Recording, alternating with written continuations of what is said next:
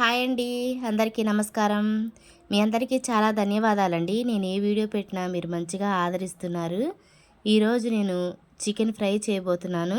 నీళ్ళు చుక్క లేకుండా చక్కగా ఫ్రై చేయబోతున్నానండి. చాలా బాగుంటుంది. దానికోసం నేను 3/4 కేజీ చికెన్ తీసుకున్నాను. అది స్కిన్లెస్ చికెన్ అండి. మంచిగా కడిగి పక్కన పెట్టాను. అల్లం వెల్లుల్లి పేస్టు అప్పటికప్పుడు గ్రైండ్ చేసింది వేస్తానండి నేను. ఇదిగోండి 2 టమాటాలు కట్ చేసి పక్కన పెట్టాను. పెద్దుల్లిపాయలు కూడా 2 మీడియం సైజు అండి. వీటిని కూడా ఇలా మిక్సీకేసాను. 2 పచ్చిమిర్చి కూడా మిక్సీకేసాను. స్టవ్ వెలిగించి బాండీ పెట్టి ఆయిల్ వేసి ఈ ఆనియన్ పేస్టు ఫ్రై చేస్తున్నానండి. దానిలోనే నేను ముందు చూపించిన అల్లం వెల్లుల్లి పేస్ట్ వేస్తున్నాను. ఈ ఆనియన్ పేస్టు అల్లం వెల్లుల్లి పేస్టు ఫ్రై అవనివ్వాలి. అలానే ముందు చూపించిన టమాటాలను కూడా వేస్తున్నానండి. ఇవి 2 టమాటాలు.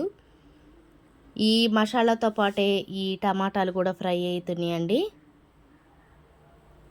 ఇదిగోండి ఫ్రై అయిపోయింది. ఇప్పుడు నేను ముందు చూపించిన ఆ చికెన్ని అలానే వేసేస్తున్నానండి.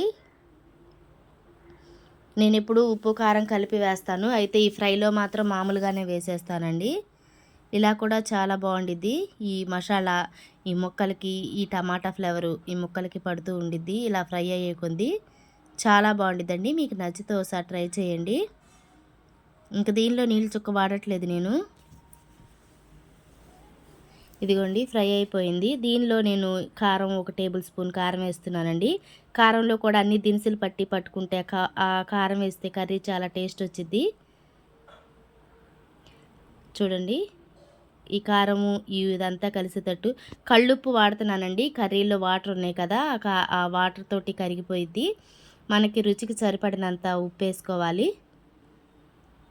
దగ్గర పడిపోయిందండి కర్రీ చాలా బాగుండిద్ది ఫ్రై. ఇదిగోండి ఫ్రై అయిపోతుంది. నేను చికెన్ మసాలా వేస్తున్నాను. చికెన్ మసాలా ఎలా వేయాలో కూడా నేను చెప్తానండి నెక్స్ట్ వీడియోలో. ఇది కరివేపాకు, ఇది నాటు కొత్తిమీర అండి. ఈ కొత్తిమీర మాకు ఎక్కువగా దొరికిద్ది.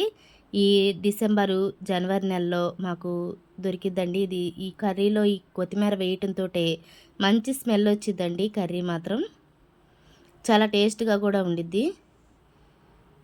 ఇదిగోండి ఫ్రై అయిపోయింది. చికెన్ కర్రీ కంటే కూడా చికెన్ ఫ్రైయే చాలా ఇష్టంగా తింటారండి మా ఇంట్లో. చాలా బాగుండిద్ది. మీకు నచ్చితే మాత్రం ఖచ్చితంగా ట్రై చేయండి. ఎలా ఉందో ఒకసారి కామెంట్ పెడతాం మాత్రం మర్చిపోవద్దు ప్లీజ్ అండి. వీడియో చూసిన వాళ్ళు లైక్ కూడా చేయండి. కొత్తగా చూస్తున్న వాళ్ళైతే సబ్స్క్రైబ్ చేసుకోండి. ఇదిగోండి నేను ఇలా వండానో లేదో మా పిల్లలు చాలా ఇష్టంగా తింటారు. మీకు కూడా నచ్చితే ట్రై చేయండి.